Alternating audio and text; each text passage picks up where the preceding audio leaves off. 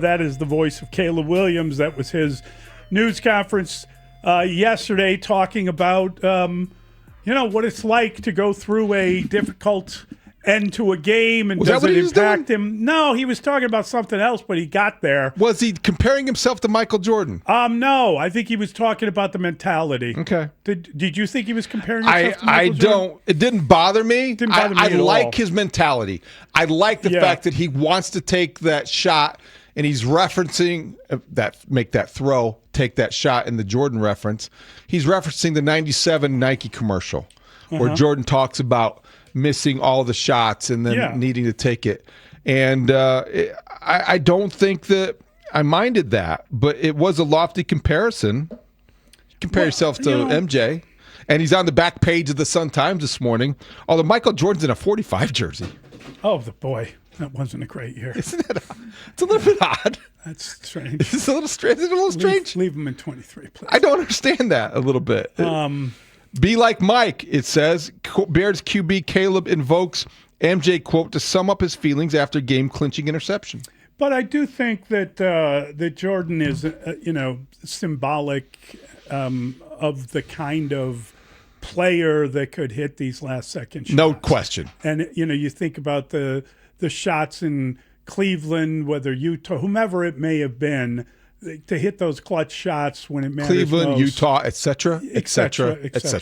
And it was interesting because I got to cover the Bulls, as you know, back in the day, and it just what a treat it was to watch him play, and every night, how good the guy was, but also, at the time, Scottie Pippen couldn't really hit the clutch shot. And I did a story one time. I was trying to do a story about another version of the story on Scottie and his struggles in that moment. And I was just talking to Jordan about what is it that makes you able to hit a last-second shot. I didn't really talk to him about Scottie, but it was very interesting because he said a lot of things just over the course of 10 minutes sitting in the pregame locker room. But he told me that when someone gave him the ball as the shot clock went down, he would remember who had thrown him a ball for like a last gasp, desperation shot. You think about it. The shot clock's going down. Where's Jordan? Here you go. And someone throws him the ball, and there's like a second left, and you barely can square yourself, and you're putting the guy in a very awkward position. Yeah. And that's why you do that. But you also know, well, he can't be trusted to take the shot or make his own shot. He wants me to bail him out. It was really interesting, just the mentality of what happens on the floor as you're looking for just as the shot clock is going down, who's going to take the bailout shot? Jordan could do it in his sleep, and he did it all the time. The mentality was captured in the 97 Nike ad, and this is what he's quoted as saying in that ad, which is what Caleb Williams was referencing. Quote, "I've missed more than 9,000 shots in my career. I've lost almost 300 games. 26 times I've been trusted to take the game-winning shot and missed. I've failed over and over and over again in my life. And that is why I succeed." Yeah. And that is why I succeed. Well, I mean, so that's 6 for 6, right? Yeah. I mean, that's the big statistic. Yeah, but I think that so that's the mentality. That's the kind of approach that you want that your quarterback to take. Here's the commercial in Michael Jordan's words, better than mine. I've missed more than 9,000 shots in my career. I've lost almost 300 games. 26 times I've been trusted to take the game-winning shot and missed. I've failed over and over and over again in my life. And that is why I succeed. Yeah, I mean, we didn't break down all the shots he's hit and all the championships he's won and all the way that... That was 97, though. That was before That was, yeah. But I'm saying... Finality. That was hardly... I mean, it's a fun statistic. It's fun to rattle that stuff off. Mm-hmm. because it does kind of tell you that just you got to keep going, you got to keep doing it, and there is a lesson to it, and it's good that young Caleb learned it. It's good that young Caleb, When he was when he was just a boy. That's what I'm saying. How old would he have been when that commercial was? Well, in '97 he wasn't born. That's what I'm saying. Yeah, so he obviously was picked this up along the way, and you want your quarterback to have that mentality.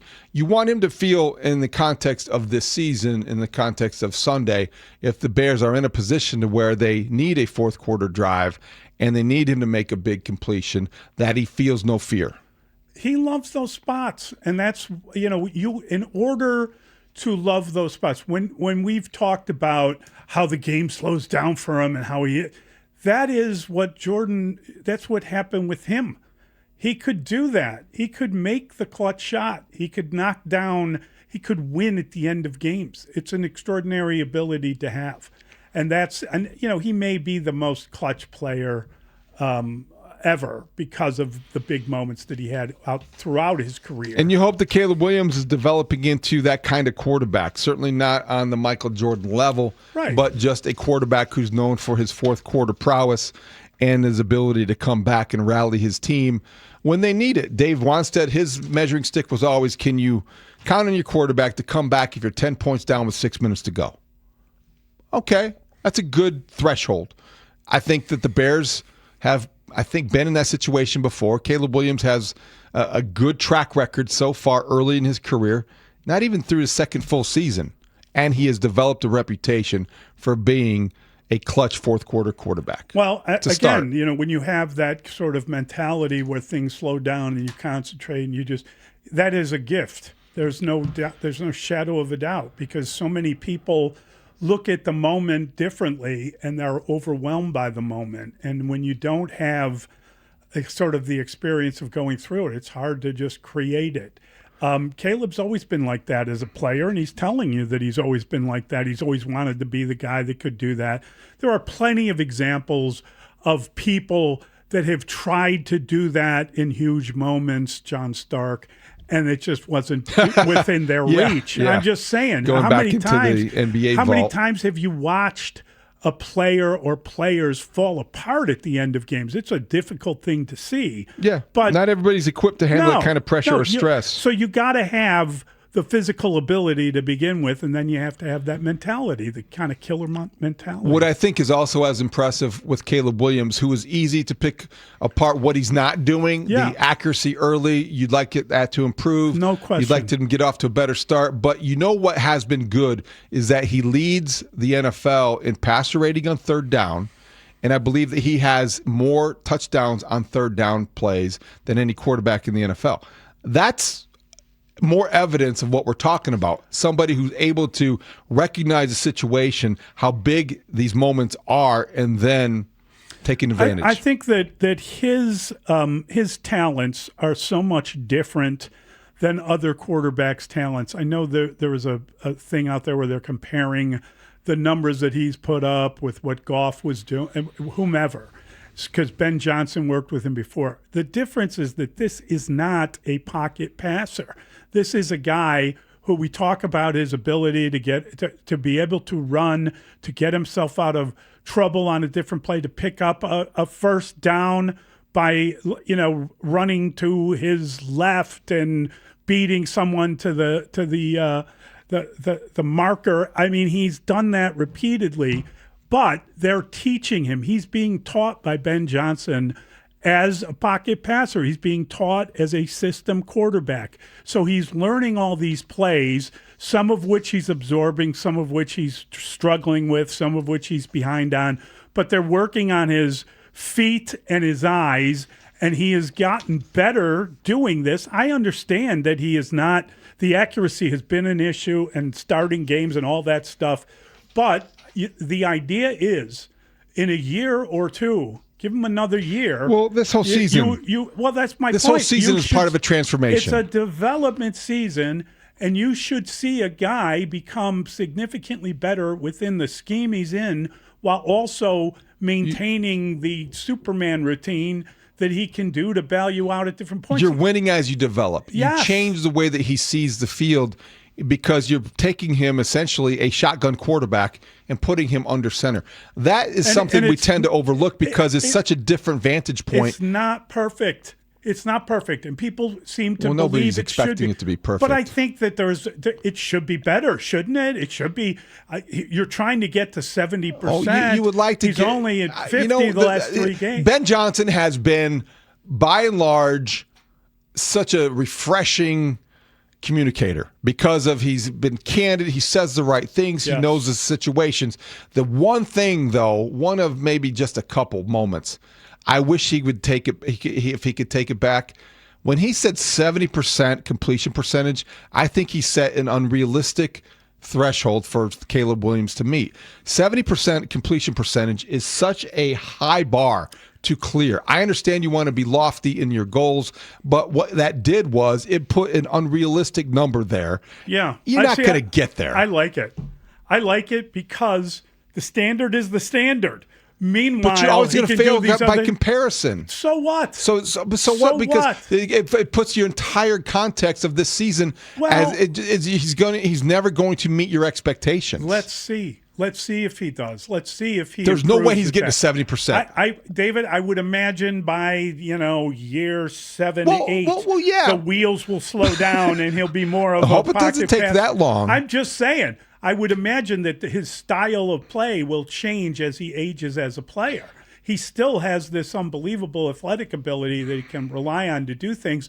And I think that there will come a time where the scheme quarterback and the Superman ability will both be an entity. It's like Jordan I don't disagree. when he was the jumper, as opposed to just the scorer. I'm a Caleb guy. I understand what you're saying, and I also expect him to achieve greatness. And he's the guy the Bears are going to follow. But I don't think I'm going to be disappointed if he never reaches 70% completion percentage. That's all I'm saying is that when he said that, provided they're winning. Yeah, I mean, listen, they're winning right now, and there is still a development going on.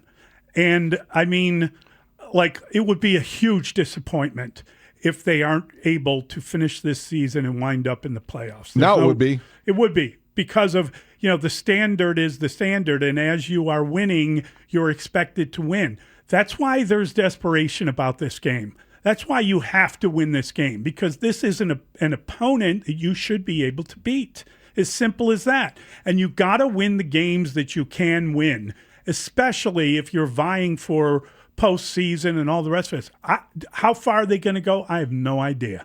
I have no idea because we don't know if it's all going to click together, if it's all going to fall apart, if there's any sustainability to what they've been doing with all the takeaways. It's been phenomenal to watch.